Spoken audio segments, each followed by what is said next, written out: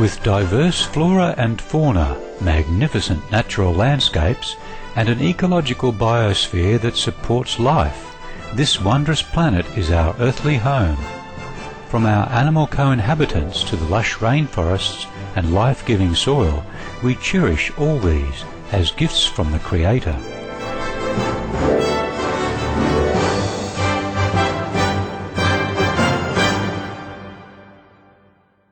It is a common theme in the world's major faiths that during our temporary stay here we should be good stewards of Mother Earth.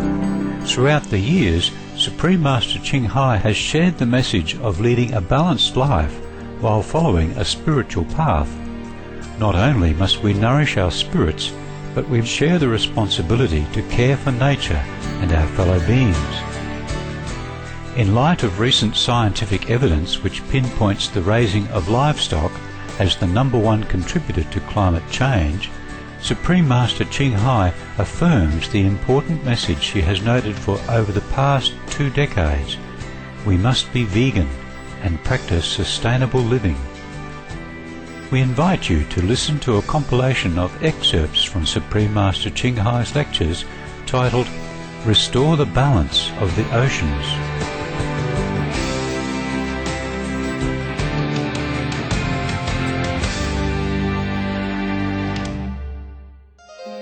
Supreme Master Ching Hai's lectures are not a complete meditation instruction. Please do not try alone. For free of charge guidance, please visit www.godsdirectcontact.org or contact any of our centers near you.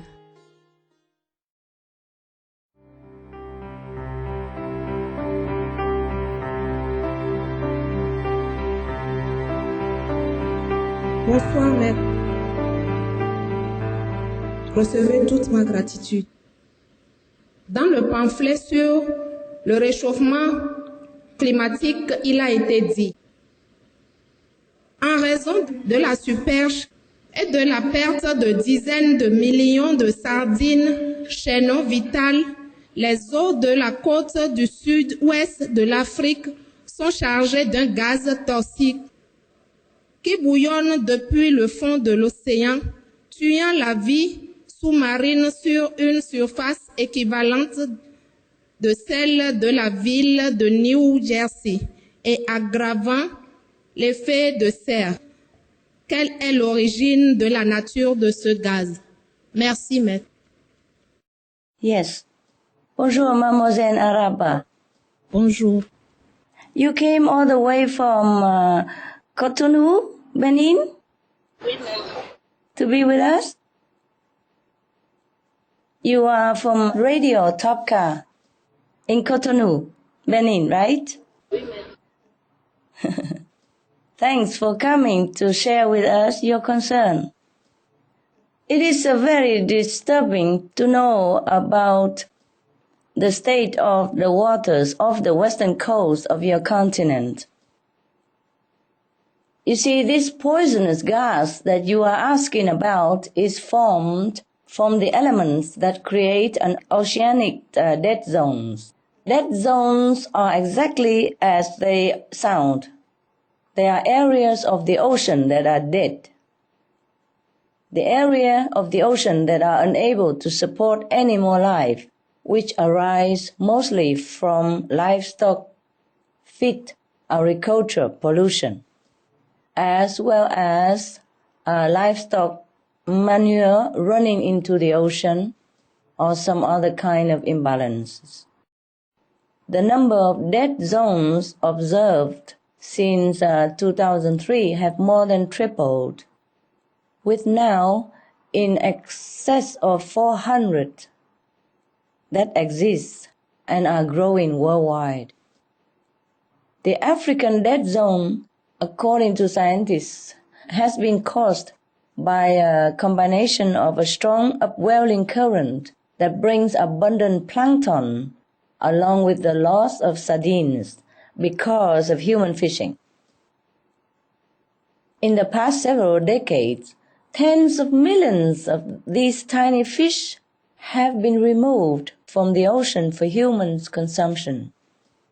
So now, instead of sardines helping consume the plankton just dies in the water instead and sinks to the bottom of the ocean, where it decays and contributes to the formation of the poisonous gases methane and hydrogen sulfide. While methane gas can be volatile and explosive, hydrogen sulfide is poisonous to both humans and marine life. So this area has periodic explosions of methane and hydrogen sulfide. And when these gases erupt off the coast of Africa, many other fish die, and animals such as lobsters and crabs run onto the shore, trying to flee the poisonous gas. But sometimes they cannot avoid either. Scientists are now concerned that without a restoration of the ecological balance, death zones like this will just continue to be more and more, get bigger and bigger, which of course is lethal for all life. So this is a small but very good example of why we need to be vegan, to renew the rightful balance of life. And of course, we also need to be organic vegan, because so many of these death zones are caused and made worse by chemical fertilizers that are primarily used for livestock feed. So yes, be organic vegan.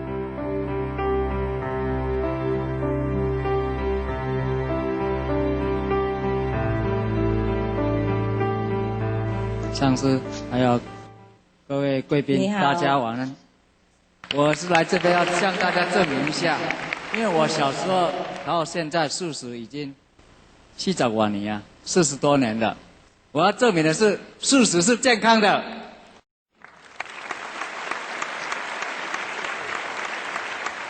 我过去小时候长大以后，就在推广环保工作，已经有20多年了。Wow, bravo! 推广有机垃圾，变成一种食物的运作，那今天这是我过去推的成果，已经很多，不多说。那我今天请教上司的是，因为我们那个地球暖化造成气候变迁很多，那我们人类有一个盲点，就是利用干净的水来当马桶的水，如果呼吁大家珍惜水资源，减少水资源的浪费，并建立废水的再利用以及雨水回收的再利用。谢谢。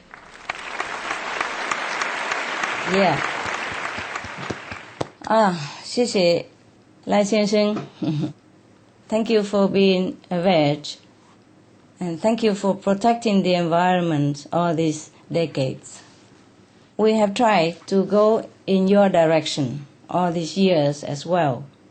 Recently, we go a step further, so try to inform people all this on Supreme Master TV, such as what foods to plant to save water, like edible plants that don't need much water and can sustain us with more than enough nutrition. We tell people to do organic farming, how to conserve rainwater, groundwater, and conserve land, planting trees to attract rain, and the tree also preserve water in the soil, so it doesn't erode the land, and etc., etc. And we also show many of the organic farmers everywhere in different countries to show people the examples of how easy it is to plant organic, nutritious, and waterless vegetarian food. For example, in Âu meaning Vietnam, I like the name Âu because it denotes lucky, auspicious meaning, and also wishing the people of Vietnam well. Âu means happy and prosperous. Yes. and also the name of our ancestor. Yes. Now, the farmers in Âu Lạc, meaning Vietnam, discover a way to reap bountiful harvest during their dry season, which lasts from November to May. They plant drought-resistant crops like green pea, peanuts, black sesame, sweet potato leaves, and creamy beans, etc. They don't need any water for this. They just plant them on dry land, even watermelon and some other melons, etc. No watering, no irrigating, nothing needed. The farmers explain that the leaves from the beans plants and other plants spread over the soil to keep the moisture in. The leaves also later become part of the soil and helps the soil stay rich. So there is no need even for fertilizer, as they would need for rice or corn, for example. It's nature's miracle at work, and there is a bare minimum to almost no labor required even, until it's time to harvest, and which is also very easy. They don't even need much work. They just pour the plant up. That's it. As you mentioned, Mr. Lai, there are also good ways to harvest the rainwater by guiding the rain into the soil to be used by the trees and the plants. The trees are like living pumps to use the water to give fruits and prevent erosion, etc. They use these water conserving techniques in dry parts of Africa and India, and as a result, the water level rises more than they take out from their wells. And the villages in the Awa district of Rajasthan, India, where one Indian village was able to guide the water enough that it brought back to life 5 flowing rivers that had been dead before, been dry up before, due to withdrawing too much water. Now they bring back to life 5 flowing, abundant rivers, 5, which has been dry up before, you see, because of withdrawing too much water and deforestation. So now the Indian villages, they have organized and they have done their best to revive these 5 dead rivers. We could learn from them as well. But even these water losses pale in comparison to the incredible amount of water that it wasted for animal production. It takes approximately 4,664 liters of water to produce just 1 serving of beef. But an entire vegan meal can be produced with only 371 liters of water. The livestock sector is probably the world's biggest source of water pollution as well, Mr. Lai. I'm sure you know all this. Being an environmentalist, yes. Excessive animal waste, chemical fertilizers, and pesticides degrade waterways, killing aquatic organisms by creating algae blooms, which in turn choke the oxygen from water systems and help form these oceanic dead zones. The number of oxygen-depleted oceanic dead zones had increased from only 9 in the 1960s to 405 in 2008, and I'm sure there's more now. There are much more sea dead zone right now. The dead zone in the Gulf of Mexico is one of the largest in the world. It is 22,000 square kilometers and was created mainly from agriculture runoff, including food raised for livestock and manure. Around 212,000 metric tons of fish are estimated to die in the Gulf of Mexico dead zone every year. I'm sure you know this. I'm just saying all this for the knowledge of the audience. However sad it is, we must be informed of the fact. Mr. Lai, in addition to these useful farming programs, we try our best to inform people of the numerous contaminated, drying or disappear dead rivers and lakes all over the world. There are tens of thousands of rivers and lakes dying all over the world. People are dying from drought. People are leaving their villages, their hometown, because they don't have any more water to drink. Just because we Taiwanese still have water, just because where I'm sitting, I'm lucky still have water, doesn't mean tens of millions of other people are as lucky. Some die on the road because of starvation. Some die on the road of looking for water. It's very, very tragic, Mr. Lai. I hope we all wake up, and wake up quick to save our people, to save our home. We have listed some on the SupremeMasterTV.com for your reference. Please copy at no cost and send it to all other people who you can come in touch with, by mail, by email, by post, or leaflets, poster, whatever may be suitable to you. I also encourage the audiences to do the same. Please help each other. Please help us.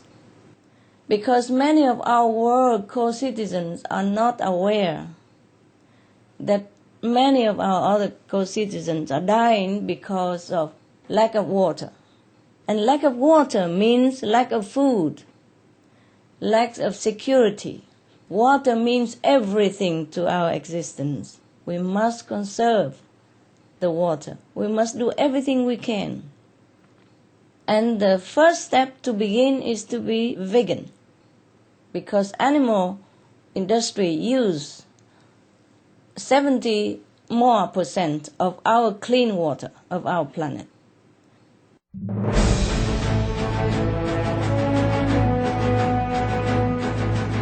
European Parliament supports reducing meat to lower greenhouse gases. Roll call vote. Vote is now open. Reduce your meat consumption or stop eating meat totally. During discussions on greenhouse gas reduction goals, the Climate Committee of the European Parliament officially recognized livestock's contribution to global warming and recommended a reduction of subsidies to the livestock industry to curb methane. The European Parliament has adopted its own position on climate change as an institution. And as a Vice President, one of the proposals I have made is in line with your own, which is that we should eat far less meat, because that's one of the major sources of greenhouse gases. We know that the agriculture and the meat production is one of the main causes of gas emission, and so it's very clear that the ratio per habitant of meat has to decrease.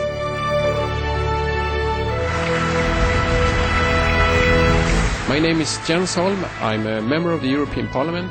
Please, be veg, go green to save the planet.